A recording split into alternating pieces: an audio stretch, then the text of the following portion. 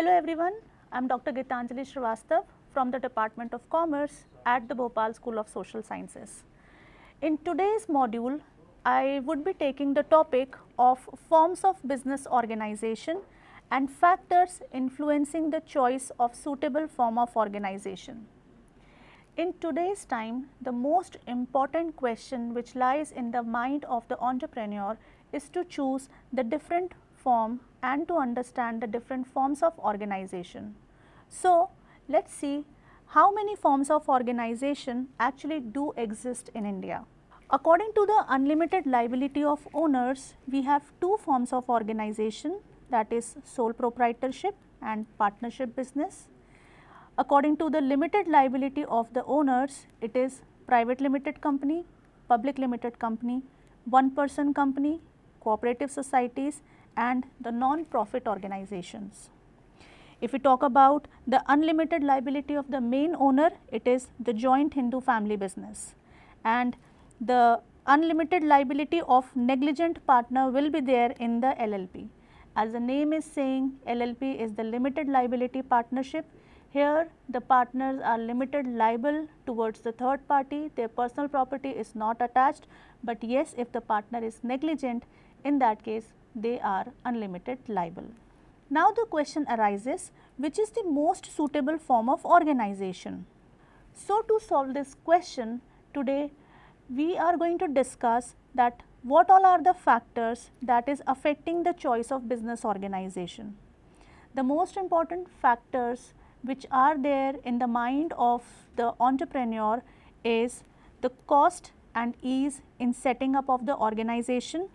It is the continuity of the business, nature of liability, effectiveness of management, capital considerations, degree of control and nature of business. Now let us see one by one how these factors is affecting the choice of the entrepreneurs while selecting the forms of business organization.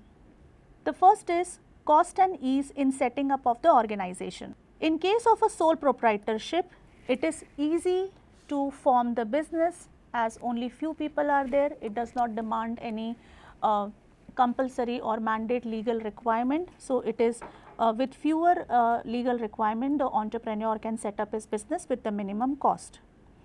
In case of the partnership, if they are going for the registered partnership, then in that case they would be needing certain legal requirements. Otherwise, in case of the unregistered partnership also, there are not much requirement by the legal department. Forming of a partnership firm also requires less cost and legal formalities as it has a limited scale of operation. However, for the formation of cooperative societies and company, it is compulsory to get registered because company is an artificial person created by law, and for its legal creation it is very important for the incorporation. Now, opening up a company or for expanding a business into a company is a complex process and requires expensive and lengthy legal requirement. So, by taking cost and ease in setting up of the organization into consideration for selecting the form of organization, it can be concluded that sole proprietorship is an appropriate form as it involves less cost and less legal requirement. However, the drawback of the sole proprietorship that it has a limited scale of operation. Now, the next point is the business continuity. An ideal form of business organization should always ensure its continuity. In a Hindu undivided family, business, company, cooperative society, the member enjoys continuity or perpetual existence as the death, insanity or insolvency of the owner does not affect the business. However, the continuity of the partnership firm and sole proprietorship is affected by the death, insanity or insolvency of a partner or owner respectively. So, by taking continuity into consideration, if the entrepreneur is deciding to go for the perpetual succession, then in that case obviously the cooperative society and the company or the Hindu undivided family is a better option. But if they are planning for the short term organization, then in that case the sole proprietorship or partnership is a better option. Now, the next is nature of liability. The owner and partner of sole proprietor and a partnership firm has unlimited liability. It means that if they are unable to pay back the loan to the third party and to the banker or to the creditor, in that case their personal property can be attached. In case of Hindu undivided family, the karta, the main member, the head of the family is responsible to pay back all the loans, but this is not in the case. The unlimited liability does not lies on the co-partners. However, the members of a company and cooperative society enjoys the limited liability. By taking liability into consideration, selecting the form of organization can be concluded that company is the safest and the most suitable form of organization, as the members of the company enjoys the limited liability, and in case of a partnership and sole proprietorship, their liability can be unlimited. The next is effectiveness of management. Another consideration for selection of form of business organization is the nature of operations and the requirement of professionalized management in the business. As it is difficult for the entrepreneur to have all the expertise in all the areas of management in case of the sole proprietorship. However, in the case of company, cooperative society and partnership, the work can be divided among the members of the business and allowing them to work with their specialization in different areas, resulting in better performance and decision making. But the member of these forms of business organization might face conflicts due to the differences of opinion and large number of people working together, and which is not in the case of the partnership and sole proprietorship. So, we can conclude that partnership and sole proprietorship is suitable form of business organization if the operations of business are simple and do not requires many specialization.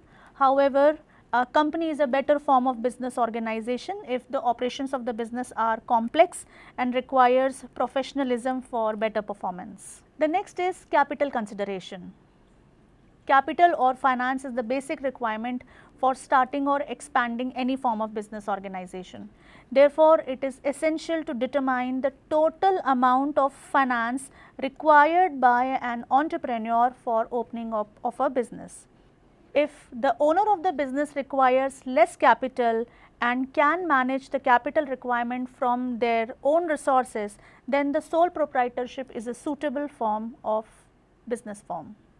However, if the owner of the business requires large capital and cannot manage the capital requirement from his own resources, then the company form of business organization is the most suitable, as a company can easily gather large amount of capital through the issue of shares. A company can even raise additional funds in the long run, which makes it suitable for the expansion of the business also. So, we can conclude that if the scale of operation of a business is large, then the company form of business organization is appropriate. However, if the scale of operation is small or medium, sole proprietorship or partnership is preferable. Now, let us see the next point, degree of control. The level of degree of control desired by the owner of a business is also an important consideration for the selection of the form of business organization. If the owner of the business wants to have a direct control over the business activities and its operations, then sole proprietorship is suitable.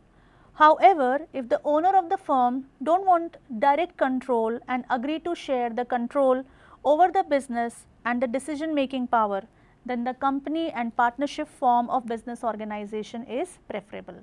The company form of business organization also provides owner with an additional advantage of complete separation of the management and ownership of the business. In this case, a company can appoint professionals who can independently manage the company. Now, let us come to the last point, that is the nature of business. The last consideration for the selection of a form of business organization is the nature of business. If the owner of the business wants direct personal contact with the customer, then sole proprietorship is suitable. Partnership is preferable for professional services. However, for large manufacturing units, company is the best form of organization. So, we can conclude that the entrepreneur first of all must understand the different forms of organization available in India and also he has to go through with the deep understanding of all the factors which are responsible, and also the entrepreneur must understand all the considerations. He should have the deep understanding and the knowledge about all the factors before setting up of his business. So, that is it from my side. I hope the topic is clear to you all. Thank you so much.